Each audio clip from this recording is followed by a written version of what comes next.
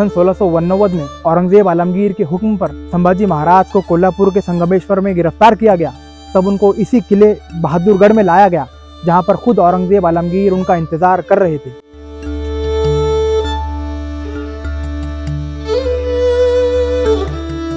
मुसलसल 1 महीने तक छत्रपति संभाजी महाराज पर जुल्म की सभी हदें पार की गई और सन 1689 में 11 मार्च को संभाजी महाराज को दर्दनाक तकलीफ देने के बाद कत्ल कर दिया गया। नाजरीन, ये जो मकाम आप मेरे पीछे देख रहे हैं, इसी मकाम पर छत्रपति संभाजी को 30 दिनों तक रखा गया था और वो है इस किले का माबूद दाखला, जहाँ से संभाजी को इस किले में लाया गया। और ये ठीक इसके सामने दरबार महल की इमारत थी, जहाँ पर खुद औरंगजेब आलमगीर बैठा करते थे और यहाँ पर इस इमारत में संभाजी महाराज को रखा गया था। संभाजी महाराज की याद में आज इसी मकाम पर एक स्तंभ तामीर किया गया है।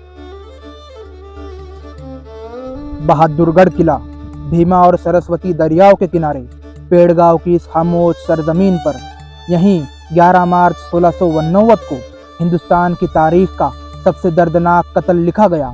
यहीं छत्रपति संभाजी महाराज को मुगल बादशाह औरंगजेब आलमगीर के हुक्म पर न सिर्फ कत्ल किया गया, बल्कि महीनों की जुल्मनाक तशद्दुद के बाद उनके जिस्म को टुकड़ों में काट कर दरियाए भीमा के हवाले कर दिया गया।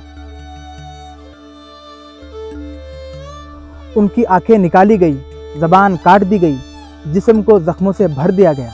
हर दर्द के साथ जमीन कांप रही थी और आसमान रो रहा था, लेकिन संभाजी महाराज की जबान पर ना चीख थी ना फरियाद थी। जब संभाजी महाराज ने जिंदगी की आखिरी सांस ली, तब उनका जिस्म खामोश हो गया। नाजरीन, ये महज एक किला नहीं, पत्थरों का और ईंटों का मजमुआ नहीं, ये एक तारीखी ऐतिहासिक किला है जो कि अहमदनगर का बहादुरगढ़ है। बहादुरगढ़ जो आज अहमदनगर से करीब भीमा और सरस्वती नदी के किनारे खामोशी में खड़ा है, कभी एक दौर में सियासी मरकज था। ये वही जगह है जहां पर मराठों के छत्रपति शिवाजी महाराज के बेटे संभाजी ने अपने जिंदगी के आखिरी लम्हात गुजारे।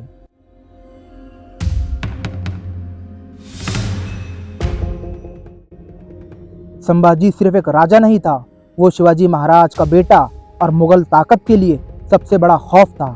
संभाजी एक ऐसा बादशाह था जो तलवार के साथ सियासी इल्म भी रखता था। औरंगजेब के लिए संभाजी सिर्फ दुश्मन नहीं, बल्कि एक जिंदा चैलेंज था। 1689 के आगाज़ में मुगल कमांडर मुकर्रब खान के जरिए संभाजी को गिरफ्तार कर लिया गया। उनके साथ उनके वफादार साथी कवि कलश भी थे और फिर संभाजी महाराज को बहादुरगढ़ किला लाया गया, जहां खुद औरंगजेब आलमगीर लश्कर के साथ मौजूद था। ये किला सिर्फ पत्थरों का नहीं था, ये एक कत्लगाह बनने वाला था।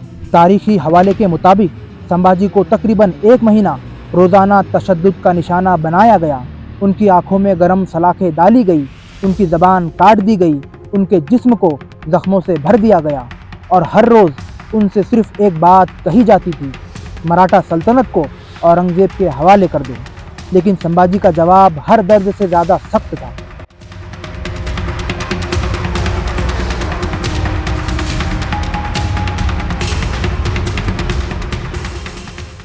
संभाजी महज एक राजा नहीं, बल्कि गैरत, आज़ादी और मुकाबले का नाम था। छत्रपति संभाजी महाराज ने सन 1681 से 1689 तक लगभग ज़िंदगी के अपने 8 साल मुग़ल सल्तनत की खिलाफ वर्जी की और इस जुर्म की सज़ा उनको इसी किले में दी गई। सन 1689 में औरंगजेब आलमगीर के हुक्म पर जब संभाजी महाराज को कोल्हापुर के संगमेश्वर में गिरफ्तार किया गया, तब उनको इसी किले बहादुरगढ़ में लाया गया, जहां पर खुद औरंगजेब आलमगीर उनका इंतजार कर रहे थे। मुसलसल 1 महीने तक छत्रपति संभाजी महाराज पर जुल्म की सभी हदें पार की गई और सन 1689 में 11 मार्च को संभाजी महाराज को दर्दनाक तकलीफ देने के बाद कत्ल कर दिया गया। ये महज एक कत्ल नहीं था, पूरी इंसानियत का एक इम्तिहान था। जब संभाजी महाराज को यहाँ पर कत्ल किया गया, तब उनकी उम्र महज 31 साल थी।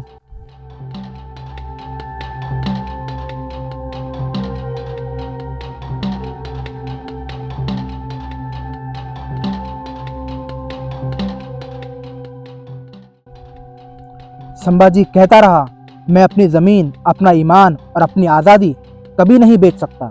औरंगज़ेब जिसने पूरी ज़िंदगी सल्तनत और मज़हब के नाम पर जंग की, उसके लिए संभाजी का झुकना ज़रूरी था। मगर जब संभाजी नहीं झुका तो हुक्म दिया गया, संभाजी की मौत को मिसाल बना दो।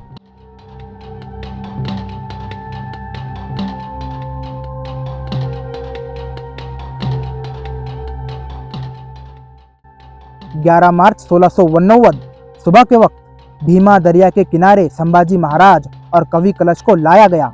उनके जिस्म जख्मी थे मगर चेहरे पर खौफ नहीं था। और फिर तलवारों ने काम किया। संभाजी महाराज को बेदर्दी से कत्ल किया गया। उनके जिस्म को टुकड़ों में काटकर कुछ कोसों दूर चूड़ापुर की सरजमीन पर भीमा दरिया के हवाले कर दिया गया, ये सोचकर कि उनका नाम, उनकी पहचान पानी में बह जाएंगी। दरिया बहने लगी लेकिन संभाजी का नाम नहीं बहा। चूड़ापुर के लोगों ने दरिया से उनके आज़ा को निकाला और चुपके से उनका अंतिम संस्कार किया। और यहीं से संभाजी उनकी आवाम के दिलों में बदले की चिंगारी बनकर रह गया। तारीखी हवाले से जैसे मासीर आलमगीरी, मराठा बख्शिश और मुगल दरबार के रिकॉर्ड इस वाक़े की तस्दीक करते हैं कि संभाजी को कत्ल से पहले लंबे अरसे तक तशद्दुद दिया गया।